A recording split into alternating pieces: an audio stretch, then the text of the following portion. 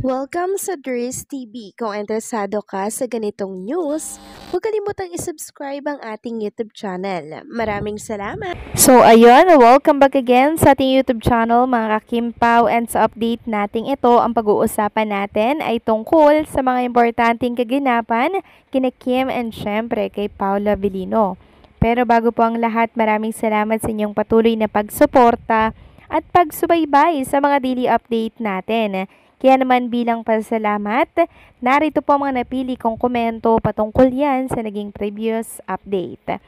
Unang komento mula po ito kay Lotan Home Hunter. Sabi niya, Miss Ders, alam mo, tuwang-tuwa na naman ako sa mga song rapper ng Kim Pao. Kaya lang, maiksi lang naman ang ginawa ni Paulo. Ang siya kasi pag nag-rapper silang dalawa. Dapat wholesome talaga. Grabe, ang saya talaga. Paano ba naman kagwapo at kagwapa? Masaya ka na, mapapasayaw ka pa. Nagpakilig pa ang dalawa on stage. Ang lupit ni Paulo sa ginawa niya kay Kim. Napaatras na lang talaga si Kim. Salamat naman at safe silang nakarating dito sa atin. More blessings, Kim Pao. God bless us all.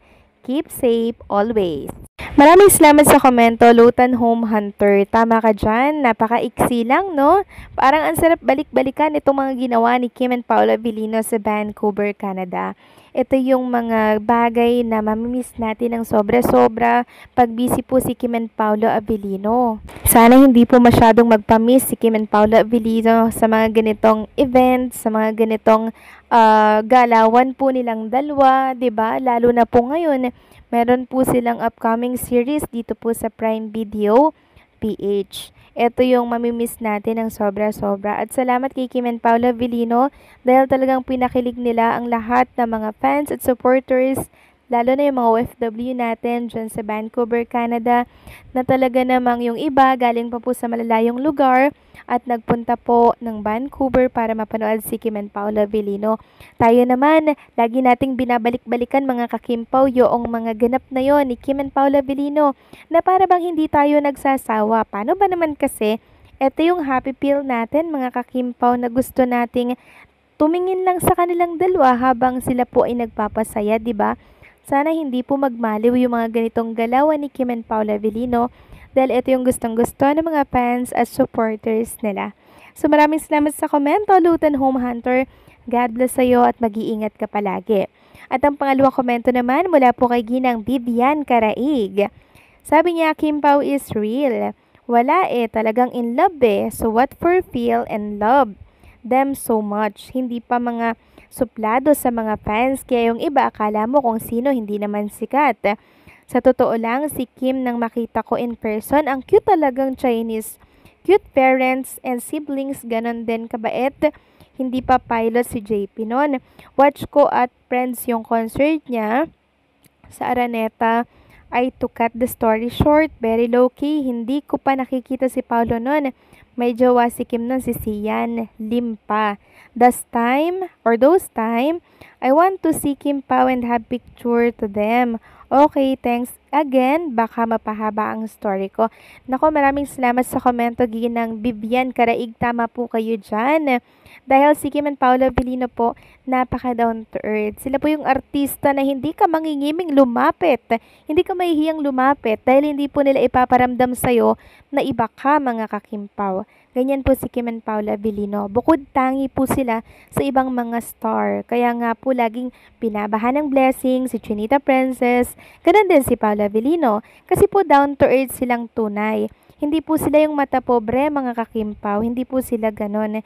Kaya nakakatuwa lang dahil silang dalawa po ang pinagtagpo. Pareha silang mabait, 'di ba? At very compatible po nila. At nakakatuwa lang dahil nakita niyo na po si Chinita Princess. Mapapasana all ka na lang. Mukha siyang Barbie, no? Ginang Vivian Caraig. Sana makita niyo muli si Kim and Paul Avellino naman at makapagpa-picture po kayo together. So maraming salamat po sa komento, Ginang Vivian Caraig. God bless po sa inyo and mag-iingat po kayo palagi.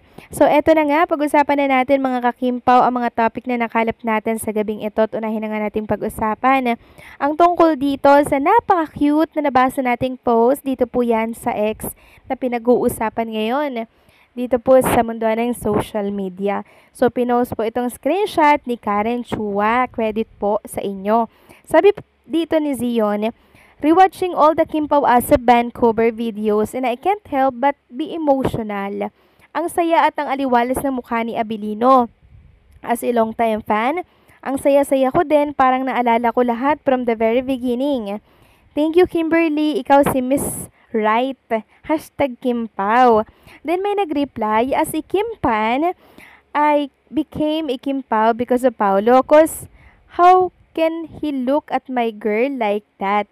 With the backstory revealed, 2023 pa lang, sabi ko, pucho, di naman niya papakawalan yan. Si Portrait Project together. Thanks, Pao. Ikaw si Mr. Right. Ang cute ng comment nila together, no? Isang Paolo fans, tapos isang Kim fans. 'Di ba? Nagsasagutan sila, nakakatuwa naman. So cute, mga ka-Kim Pao. Samantalang next topic naman tayo, pag-usapan natin itong binahagi po ni Ma'am Carlina Dilmercid sa kanyang Instagram story. So, editing po siya ng The Alibi series ni Kim and Paolo Avellino. At makikita nga dito ang napakapal na mga paperworks ni Carl Merced. So, yan po o mga linyahan siguro yan ni Kim and Paolo Avellino or ni Vincent and ni Stella Marie. So, siguro, chinecheck niya ulit yung mga linyahan po dito po sa actual na video, mga ka-Kim Pao. So, biruin niya yun, napakakapal yan. Tapos, i-recheck niya po yan lahat bago po alpasan at pakawalan ito pong The Alibi sa publiko. So, talagang pinupulido po nila, mga ka-Kim Pao, yung editing. Grabe, nakaka-excite naman ito. Malapit na to sa Prime Video, mga ka-Kim Pao, ha? Kaya make sure nakasubscribe kayo sa Prime Video PH or sa Prime Video Amazon ba yun? Basta yung mga ka-Kim Pao yung nasa ibang bansa, no? So, sana nakasubscribe kayo.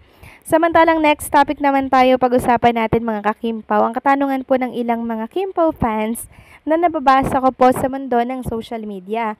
Since nagkaroon na naman po ng interaction si JP and si Paolo Avellino and Chinita Princess yan po sa Vancouver, Canada, ang katanungan po ng ibang Kim Pao fans ay kung napag-uusapan na daw kaya o natatanong na daw kaya ni JP yung kasalan kay Paolo Avellino at kay Chinita Princess. Kasi alam naman natin si JP po, aware naman siguro sila sa relationship ni Kim and Paolo Avellino.